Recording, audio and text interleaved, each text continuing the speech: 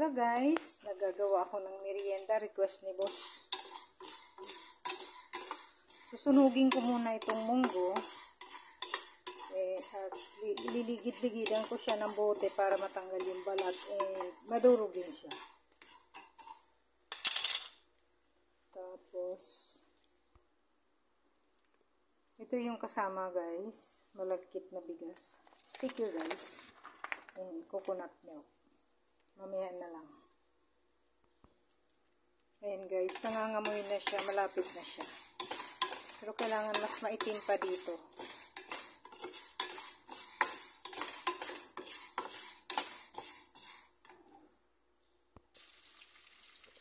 Ayan guys, okay na siya. Tingnan natin kung makakrack siya.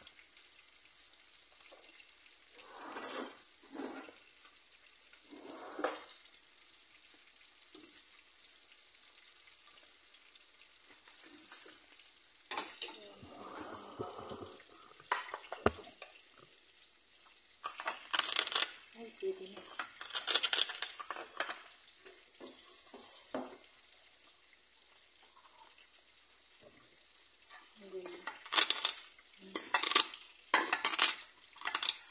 Kailangan i-crack siya.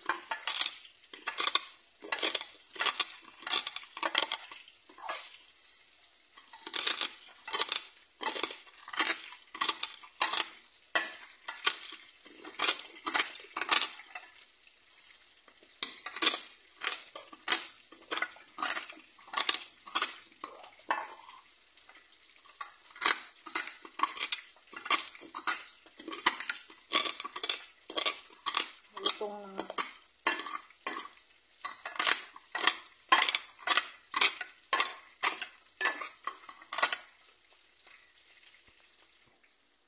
Ayan guys, ito na.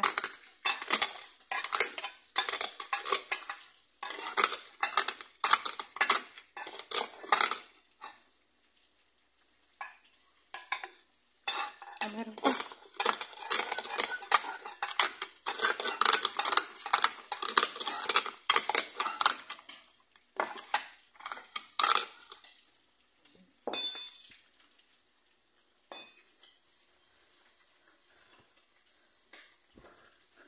Ipan ko guys, ala. Ang dumi pala. Oh. Ipan ko para matanggal yung ibang balat.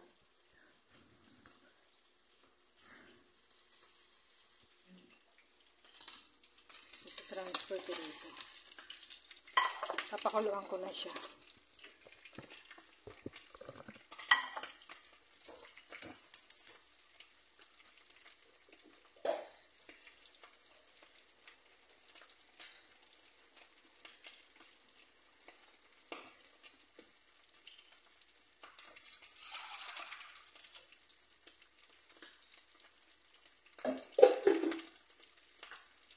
Yan natin sa 1 liter na water. Ayan na guys, kumukulo na siya. Nag-iba ang kulay. Umitim. Green munggo siya eh. Nag-iba ang kulay. So, hintayin ko siyang lumambot bago ko ilagay yung malagkit rice. Ito yung malagkit rice. Hintayin ko muna itong lumambot. Ihinaan ko muna. Tingnan ko sa 30 minutes kung malambot na siya. Ayan na guys, sugasan ko na yung bigas. Ay, bigas, malagkit rice pala. Ilagay ko na dito guys, malambot na ito.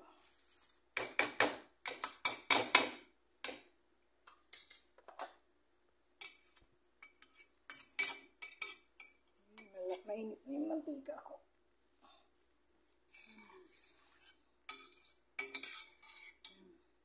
Yan na siya. So mag-aantay ako ng 20 minutes para maluto yung malagkit rice. Hintayin natin ng 20 minutes. Ayan na guys. So, pwede mo siyang, pag lumamig siya, pwede mo siyang itago sa rep o sa freezer. Tapos pag gusto mo magmerienda ulit, kukuha ka lang. Tapos kukuha ka rin ng gata. Lalagyan mo siya ng gata, lalagyan mo siya ng sugar. Yan lang. Sarap ito guys, try nyo. Wala pa itong sugar, wala pang gata. Yun na lang ang kulang nito. Yan, luto na siya. Tikman ko yung bigas ko.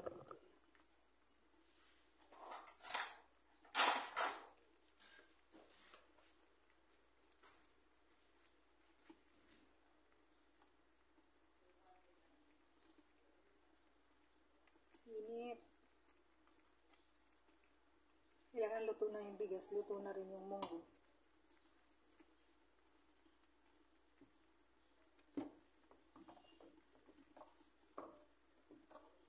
Ayan, luto na sila lahat.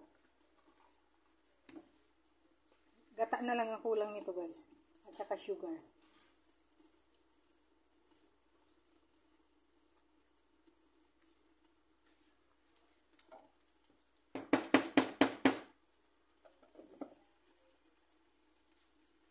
Request yan ni ma'am. I-off ko muna. Mamaya ako nalalagay ng gata kasi ang oras ngayon is 11:40. Matagal kasi guys lutuin. Almost 2 hours ko na pinakulo yung lahat-lahat, pati yung rice, yung munggo. Mula sa pag-start ng pagluto ng munggo. Kaya mamaya ulit lalagyan ko siya ng gata. Ayan na guys, oh. Yan, mamaya lalagyan ko ng gata. Tapos ito, tatago ko to sa freezer, palamigin ko lang. Ito guys, so lalagyan ko ng gatas. Oh, ito daw merienda niya pagdating. Lalagyan ko siya ng milk. Pwedeng milk, pwedeng gata. Ang sarap nito guys. Tapos may sugar. Pero okay lang ako walang sugar. Ang ganyan siya. Pwede mo yan lagyan ng ice kung gusto mo. Sarap din siya may ice. Masarap na nga guys kahit walang kahit walang asukal. Sa hindi mahilig sa asukal, okay lang.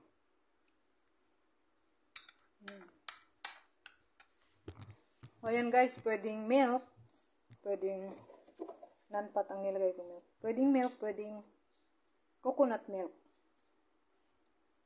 Yan lang guys, thank you for watching. Happy merienda!